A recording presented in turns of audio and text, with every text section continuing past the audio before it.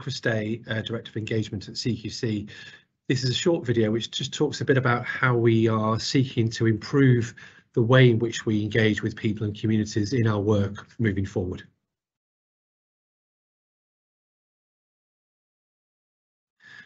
So at the heart of our work, and indeed at the heart of our strategy, is our commitment to using the voice of people using services to drive our understanding of how people are receiving care and also drive change in that care.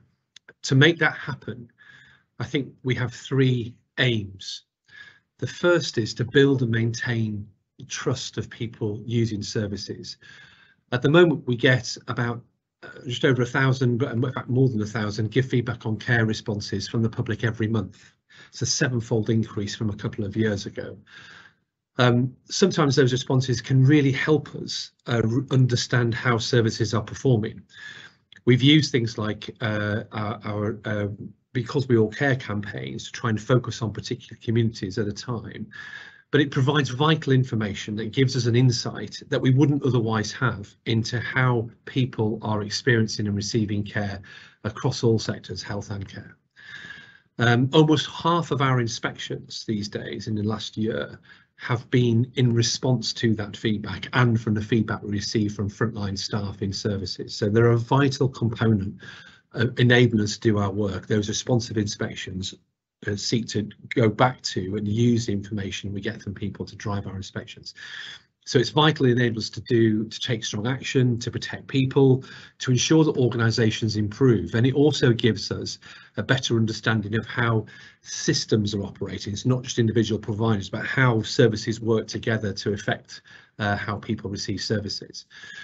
The second, if we're talking about building trust, then part of doing that is how we provide information to people. So here we're looking at how we can provide good and perhaps more real-time information for that exposes people's experience of care and that use that information not just at a provider level but at a local system level. So simple, transparent information from us, the regulator, I think will help provide a more informed public with an understanding of the services they should expect at any one time. And it also helps us in our evidence to not just improve the services in individual areas, but to look at where we might want to have conversations with system leaders in the local area. So it's not just information for the public, it's also information for systems and indeed for national stakeholders. And building trust is also about continuing to involve people in our work. We've had a history, I think a good history, of making sure that the public feel connected to our work and what lies behind it. So they've been critical to our success in terms of both sharing their feedback about what services are working, but also how we work as an organisation. We've used them in thematic inspections and work everything from people's experience of dentistry right the way through to the performance of A&E. That information is a vital component in order for us to have a really good understanding of how sectors and services are performing, and these conversations are a vital part of how we can help become a better regulator.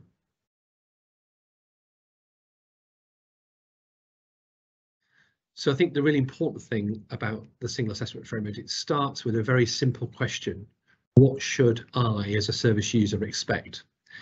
These I statements are a simple framework, but it helps both people using services and providers understand what good service looks like. To create these, we've worked with a whole host of people and communities who use services, who care for friends and families receiving care. And we want to try and make sure that it's both simple to understand, but also simple to use as a provider.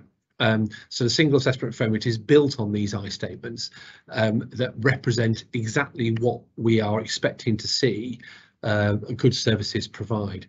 I am very grateful for the continued support of both people who use services and also organisations that work with those people, because together I think we've built a really strong but yet simple framework so that everybody has a clear understanding of what good looks like.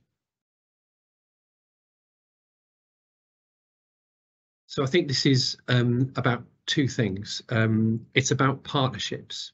So as a regulator, I know that we often get calls from people and give feedback on care notifications at times of distress.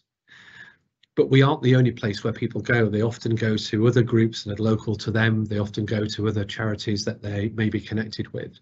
So the partnerships we have with other organisations are vital. I want to be where people will go. They may come to us, they may go to other organisations that we work with. So developing our network of partnerships at both a national and a local level, I think will give us a really good understanding of how people can reach us. The key thing for me is being able to get hold of the information quickly so that we can act on it quickly so that we can protect people. I think the second thing is about making it easy to interact with us, and also easy to share the information back that we know. So we know we made some improvements to give feedback on care over the last 2 years, and it's now a much more straightforward process. But my ambition is to make sure that we can also make the reporting of that information through inspection reports much easier as well. And I think if we can make it easier for people to engage, be where people are, and make sure the information we present back is simple and easy to understand, I think we have a better chance of improving our network and flow of information back to us.